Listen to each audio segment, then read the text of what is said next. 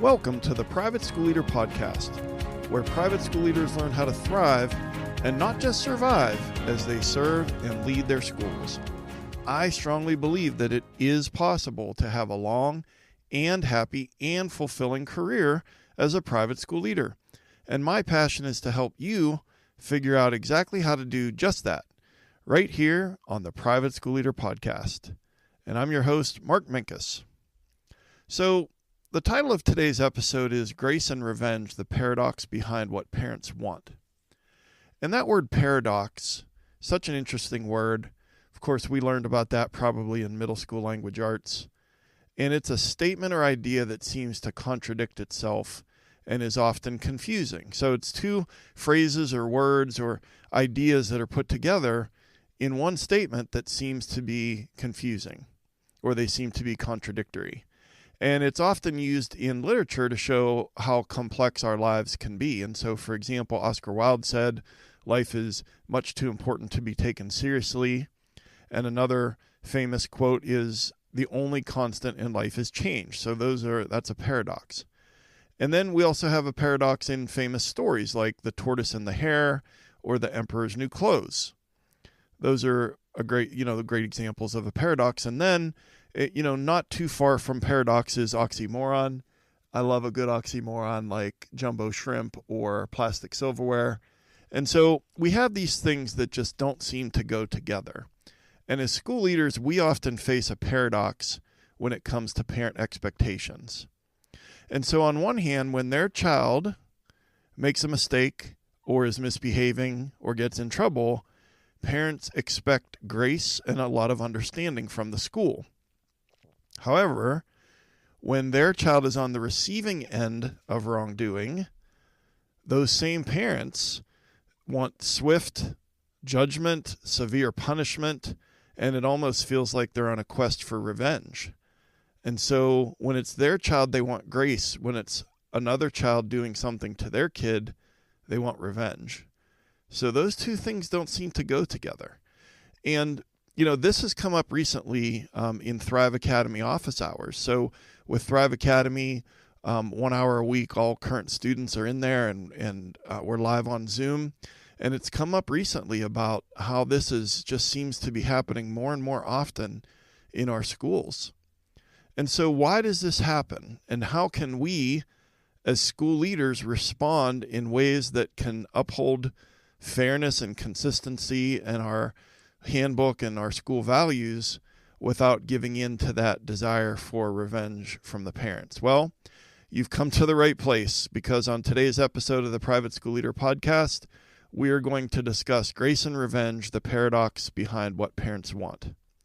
And so I just want to say thank you so much for listening to the podcast. I know how busy you are, and I always encourage you to do something else while you're listening, like on your commute or when you're working out or doing errands or maybe walking the dog.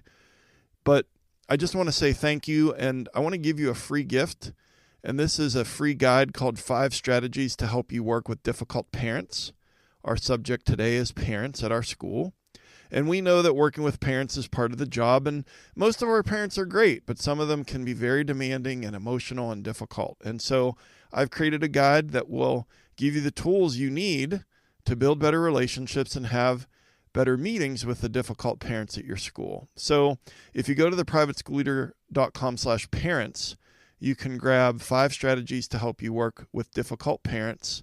Free PDF there for you, just to say thanks for listening. And that's theprivateschoolleader.com/parents. So I mentioned a moment ago about Thrive Academy office hours, and I have to say that that's like one of the best hours of my week. We have leaders from all over the United States that come together live on Zoom, and they're engaging in the content of Thrive Academy, the online course that you can check out at theprivateschoolleader.com/thrive, and supporting each other, encouraging each other. Recently we had a Thrive Academy student who is an artist and loves to paint, and she even said that when she puts paint to canvas, all the stress leaves her body. And I asked her, well, how long has it been since you painted? And she said 18 years. And I said, well, how long have you been a principal or worked in private schools? And I'm going to let you guess that answer. But the great news is that with encouragement from the other Thrive Academy students in Zoom, that she, about 2 weeks ago on a Sunday afternoon, painted for 45 minutes for the first time in 18 years. That's the power of that community.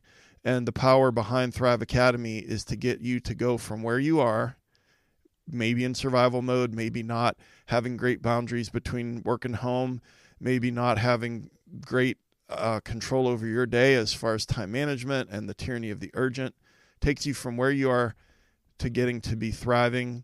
And what I talk about every single episode, to have a long and happy and fulfilling career as a private school leader. And so Thrive Academy can help you get that. And the office hours can help you grow and help you keep that. And so again, just check it out. I think it's something that could really, really help you. privateschoolleader.com/thrive. Okay. So grace and revenge, the paradox behind what parents want. We're talking about how it seems like the same parents want two different things that don't go together. When their child gets in trouble or has an academic need or lashes out at a classmate because they were emotionally dysregulated, the parent wants all kinds of grace and forgiveness from the school. But if someone does something to their child, they want swift punishment. They want us to, quote unquote, throw the book at them. And they want what feels like sometimes revenge. And so we're going to discuss 5 reasons why this happens. And then I will give you 6 strategies to effectively deal with this at your school. Sound good? All right. So 5 reasons why this happens. Number 1, protective instincts. Number 2, emotional involvement. Number 3, reputational concerns. Number 4, cultural influences. And number 5, perception of the school's role. Now, whenever I give a list, and I'm actually going to give a list a little later that's 6 strategies, I know I just said at the top of the episode that I want you to hopefully do something else while you're listening. And so you can't, be driving to work or walking the dog and jotting down these things on this list. But that's why I always take good care of you in the show notes, theprivateschoolleader.com/episode 108. That's always how you find the show notes. It's just / with the episode and then the number. And so those will all be there for you. So let's break it down. Number 1, why do parents want grace and revenge? Number 1 is protective instinct. So we know that as parents, or if you're not a parent, you have maybe a niece or a nephew, or certainly you have the students at the school, and we're emotionally invested, and parents are biologically wired to protect their children. It's just in us. It's in them. And when their child is, quote unquote, the offender, they may perceive their child as being vulnerable and in need of shielding or protection, or that's sort of, when you grab the back of your kid's shirt and keep them from going out into the crosswalk, when you do those reflex type things, you hit the brakes and you reach over and hold that person back in the front seat. It's kind of like a reflex to protect our kids and for them to protect their children. And so there's those protective instincts that kick in. And then on the other hand, so when their child is offended, is being picked on perhaps, or they're the one that is getting, the word bully we know gets thrown around way too often, but if there's negative behavior that's directed towards their child, they just want that, they want to, they want their child, if their child is the offender, they want grace and they want us to see them as vulnerable and in need of some strong support. But on the other hand, if their child is the recipient of that negative behavior, or they are, quote unquote, victimized, my child is the victim here, then they can shift into a mode of being defensive and wanting justice. I think that there are amazing things that have happened in recent years, and especially since the 1960s with the Civil Rights Act, as far as social justice in North America. Are we where we want to be? Are we where we need to be? Not even close. But there has been progress. And so that's awesome. But also, I think that sometimes parents perception of justice can kind of get warped. And so I also think that the word victim is thrown around way too much sometimes by parents. And there are true victims of attacks and child molestation and sexual trauma, and there are true victims. But, if their child is left out of a kickball game at recess, I don't think that child is a victim. Okay. And so we have to, some of these words are just dripping with meaning and power. And so we have to be careful about that. But the reason that it's happening, number one, is because of the protective instincts of the parent. Number two is emotional involvement. So we know this. Parents are going to let emotion get involved, and then emotion clouds our ability to be objective.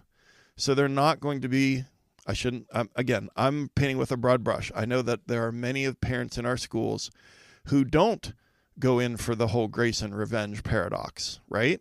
They are supportive and they are understanding and they're looking to, support the adults. So I'm not talking about all of the parents, but there's always a percentage of parents in our school that are looking for grace when it's their child and revenge when it's something happening to their child. So again, I just want to give that little disclaimer. I'm not talking about all the parents in our schools, but they do get emotional, understandably so. And this emotional proximity, how emotional they are about the issue, can really make it difficult to see this situation from any kind of a balanced perspective. And so when we're looking at a situation, if we don't have any kind of balance or we don't perceive anything about the other side, the only thing we can focus on is our own child. And so, the inability to zoom out because of the emotion is another contributing factor to why this happens. Number three, why does this happen? I believe that it's reputational concerns.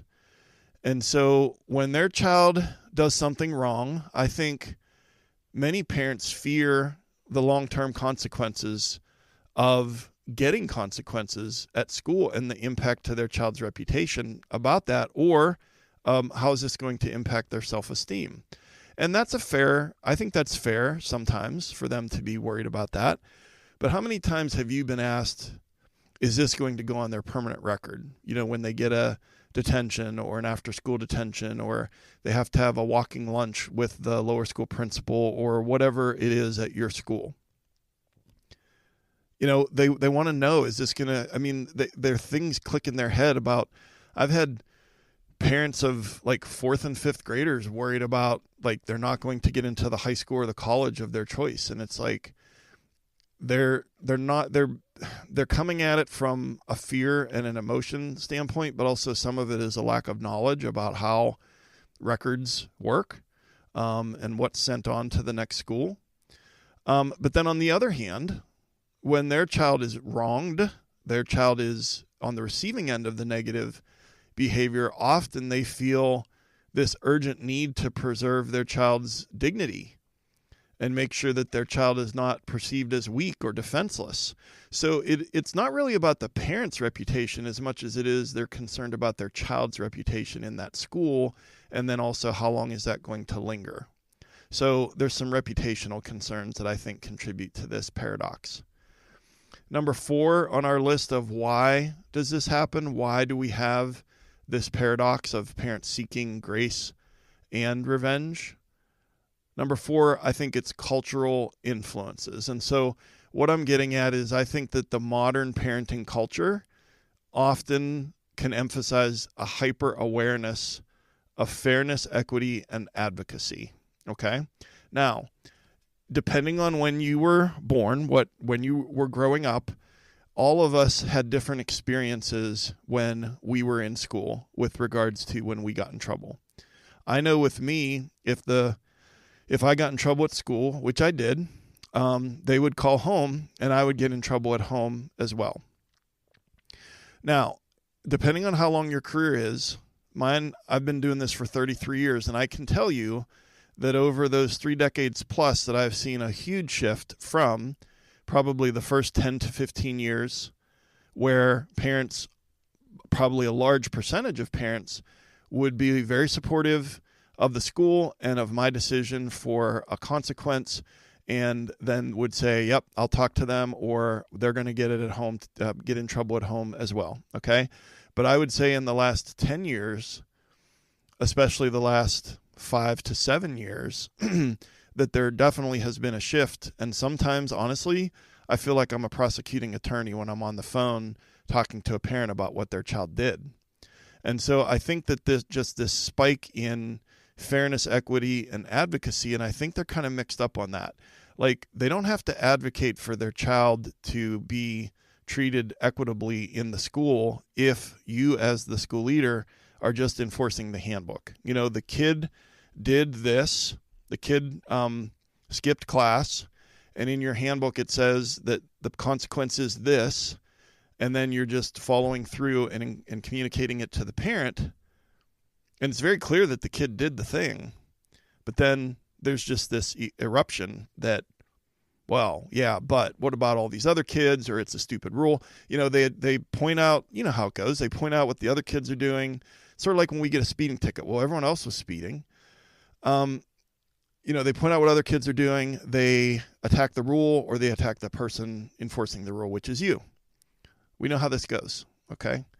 But the modern parenting culture, not with every parent, but I've seen an increase in this. And then also, I think that parents feel very responsible for ensuring that they think they have a responsibility to make sure their child receives just and fair treatment at school.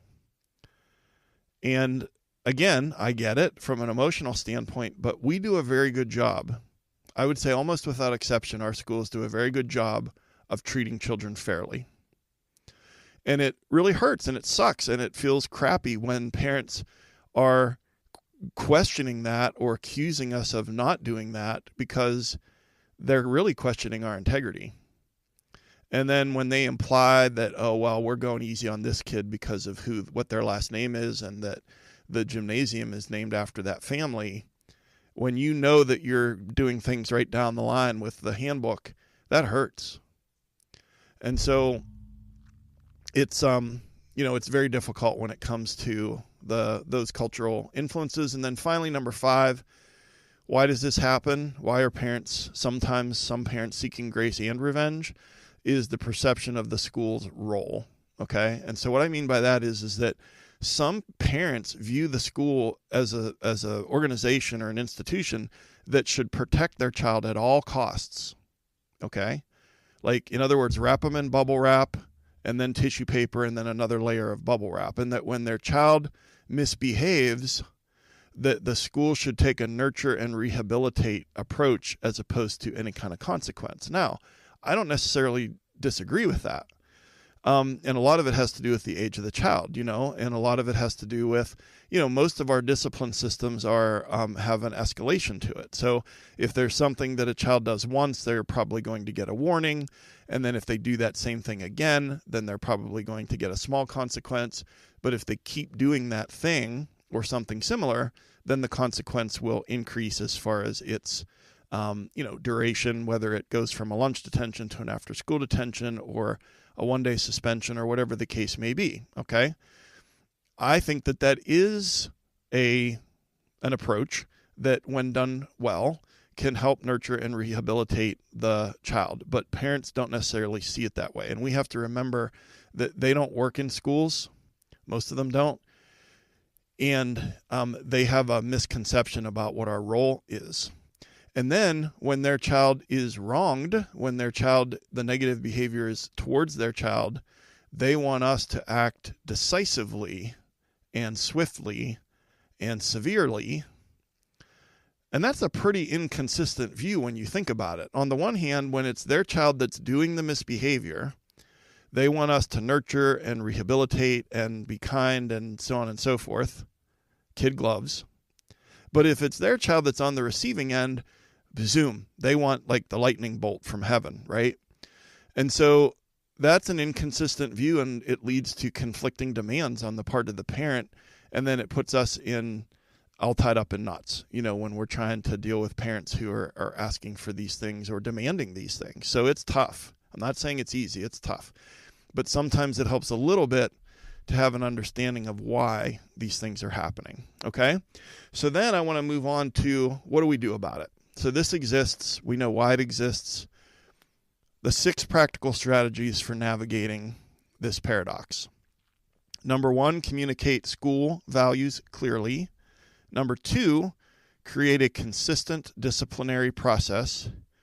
Number 3, offer empathy before explanation. Number 4, involve parents early. Number 5, be proactive about parent education. And number 6, remain unwavering in fairness. All right, so number 1, communicate school values clearly. So we have to make sure, we may have, our school has values. And we want to make sure that we're consistently in communicating our commitment to fairness and to the social-emotional growth of the students. Let me say that again. Of course, our values include fairness and the social-emotional growth of our students. We need to be communicating that often because parents don't make the connection in the moment when they're emotional that the school, what we're doing when we're following through, whether it's following through for a consequence for their own child or following through with a consequence for another child that they don't think is severe enough, then they are not, because of the emotional state that they're in, remembering that we're being consistent and we're being aligned with our school values.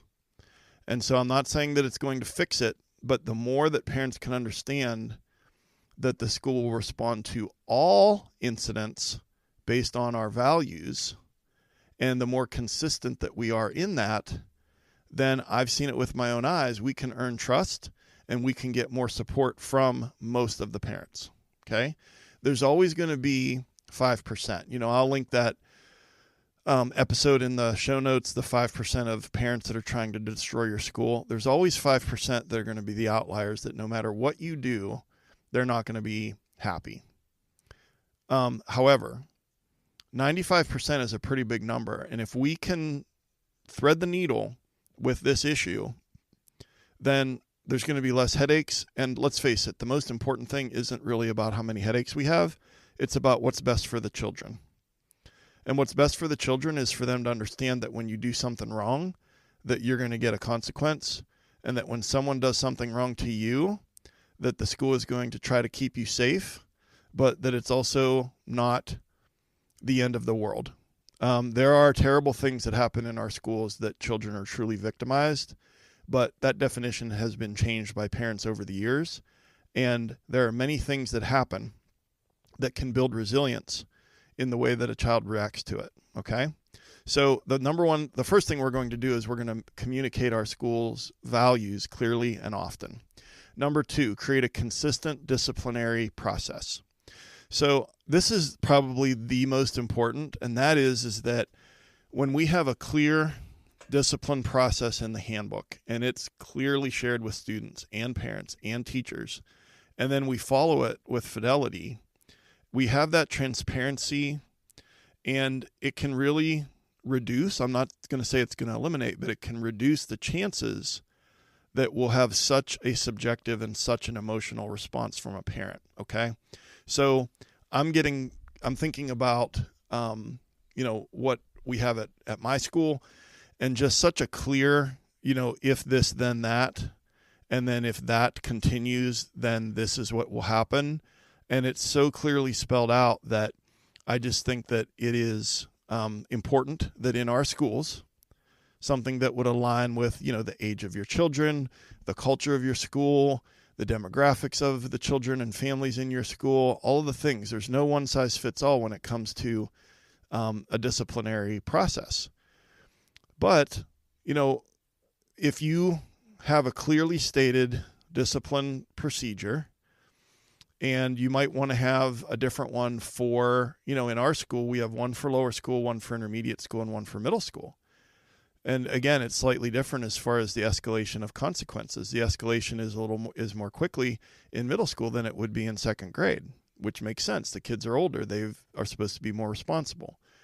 But whatever you land on, just make sure it's clear, that it's clearly communicated, and that your teachers are consistently following it. Because see, that's the other thing, is when you involve humans, you can have the greatest discipline, most clear discipline policy in the world, but if let's say the one teacher in room, whatever, the one teacher is very, very consistent with the discipline procedure and very disciplined and very consistent about writing kids up when they do the thing and following through. And then their next door neighbor, one door down the hall, is just like kind of anything goes in their class and they haven't written up a kid in 5 years. Not only does that impact morale, but it also creates a lot of inconsistencies that then you have to answer for to the parent often. So it is part of our responsibility to make sure that all of our teachers are implementing our stated discipline procedures, our policies. Okay. Number 3 is we want to offer empathy before explanation. And I used to be pretty bad at this. I used to get defensive and just really lean in on like describing what the kid did, and this many people saw it, and she admitted to it, and the teacher said this, and blah blah blah. And it's like, whether the child is the one who did something wrong or they're on the receiving end, we just have to lead with empathy in our conversation with parents. I'm telling you, if you lead with empathy and you acknowledge their feelings and you validate their concerns, it's like magic, honestly. Like instead of getting defensive, if we can just let them talk, get it out, don't interrupt, then say, first of all, that sounds like that's really hard for Juliana, and da-da-da-da-da, and validate their concerns. And then, you're acknowledging their concerns and their feelings, and then you transition into explaining the policy or the procedure at your school. So offer empathy before explanation. So we're going over the 6 strategies for navigating the paradox of parents wanting grace and revenge. And number 1, communicate school values clearly. Number 2, create a consistent disciplinary process. Number 3, offer empathy before explanation. And number 4, involve parents early. So this is a no-brainer. I'll only spend a second on this, that we need to loop the parents in as early as possible.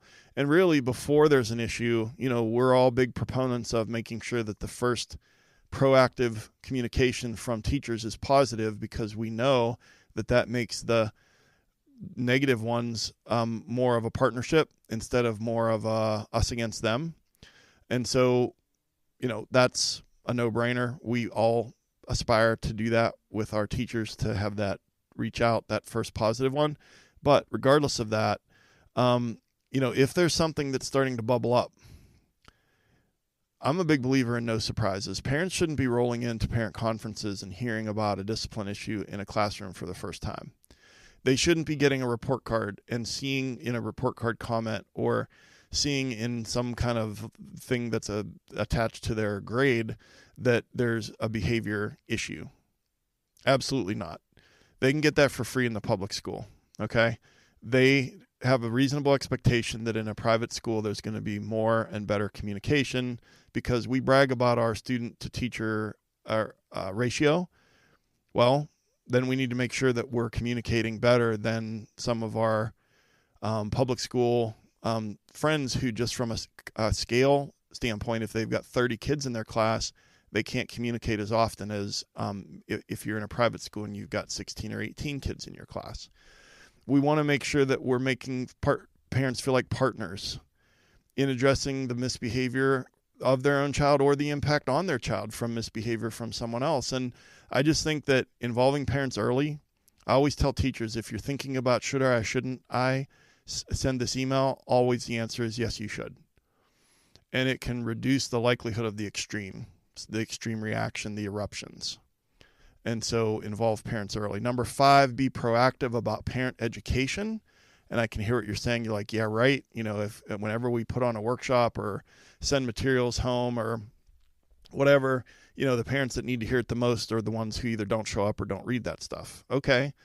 Well, you can't do anything about whether they show up or whether they read the stuff or not, but you can partner with your parent association They can bring in a speaker. There's a book, The Blessing of a B-, and The Blessing of a Skinned Knee. I'll link those in the show notes. Those are things that our parent association have purchased and given to parents for many, many years to just try and help them see, again, the blessing of a B-, the blessing of a skinned knee. Most of you are probably familiar with that book. And if you're not, it's just that idea of, there are some blessings when these setbacks happen. And I didn't mention the phrase snowplow parent, but, I used to just see helicopter parents who were always hovering. But more and more, probably over the past 5 to 7 or maybe 10 years, I'm seeing a lot more snowplow parents. They want to just clear the path of any obstacle for their child. And we know that is the opposite of building resilience in their child. And so, we can do education about growth mindset. And if growth mindset is an important part of your school, which I strongly believe that it should, I'll link that episode. I think it's episode 4. I have a lot of free resources on my website about how you can teach growth mindset at your school. But, again, the parent communication, parent education piece, and don't have it hold you back from doing it just because you're worried about who might not show up. Just think about the fact that if you're getting some parents to show up, then you're building something with them, a partnership, and you're building their capacity, and it's going to help their child. Okay. And then finally, number 6 is, and this is going to be the hardest one, and this is to remain unwavering in fairness. Remain unwavering in fairness. So no matter how intense the parent's demands are, no matter what they threaten, I'm going to go over your head to the board president. I'm going to pull all of my kids out of the school. I'm going to call the Channel 11 news. Okay.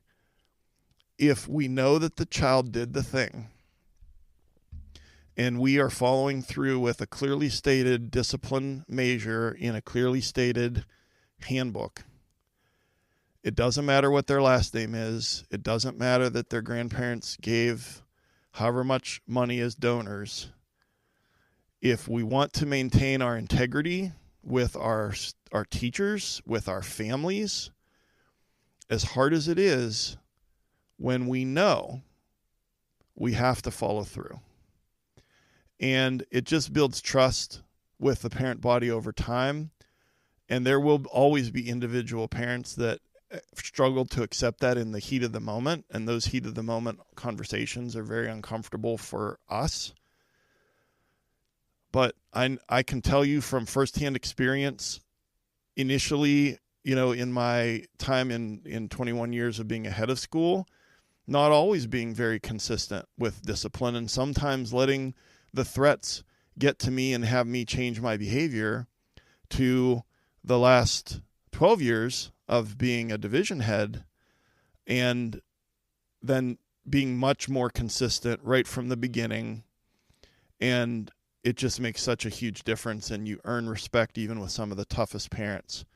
And so it's probably the hardest one, but it's probably also the most important one, is to remain unwavering in fairness. So just to wrap it up, grace and revenge, the paradox behind what parents want. 5 reasons why this happens: protective instincts, emotional involvement, reputational concerns, cultural influences, and perception of the school's role in their child's life. Those are the reasons I think that this happens. And then number 6 practical strategies for navigating the paradox is: number 1, communicate school values clearly. Number 2, create a consistent disciplinary process and procedure. Number 3, offer empathy before explanation. Number 4, involve parents early. 5, be proactive about parent education. And number 6, remain unwavering in fairness. And I always like to give a call to action at the end of every episode. And my call to action for you today is for you to review the discipline policy in your student handbook and then ask yourself the question: am I consistently following our policies regardless of pressure from parents? And you might not like the answer to that question. Am I consistently following our policies regardless of pressure from parents? But we have to ask ourselves and check ourselves every once in a while, or we're just going to keep doing what we've always done.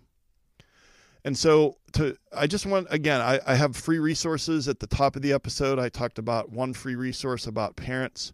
I have another one for you. This one's called the 7 Steps to Having a Successful Meeting with an Upset Parent. Today's episode talked a lot about conversations that would probably be a meeting with a parent that's upset. And so this is an 11-page PDF, and it gives you a step-by-step plan to have better meetings with the parents at your school. And we know that every good coach has a game plan, every good teacher has a lesson plan, but I think too many private school leaders don't have a plan for when they sit down to meet with an upset parent. Well, now you have a plan, and you can get that at theprivateschoolleader.com/meeting. The 7 steps to having a successful meeting with an upset parent. Just go to theprivateschoolleader.com/meeting.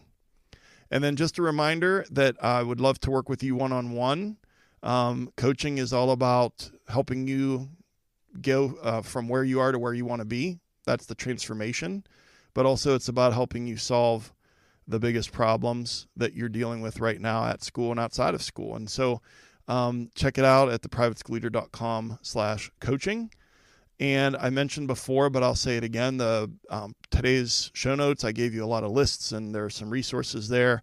Theprivateschoolleader.com/episode 108. And again, if you would rate and review the podcast wherever you listen, that helps the algorithm push it out as suggested content to private school leaders all over the world. And if you got value from this episode, I would love for you to please share the link with another leader in your life, another school leader in your life, or maybe an aspiring leader at your school. And I've been your host, Mark Minkus. I appreciate you so much and all of the hard work that you're doing at your school. Thank you for taking some of your precious time to join me here today. And I'll see you next time right here on the Private School Leader Podcast. And until then, always remember to serve first, lead second, and make a difference.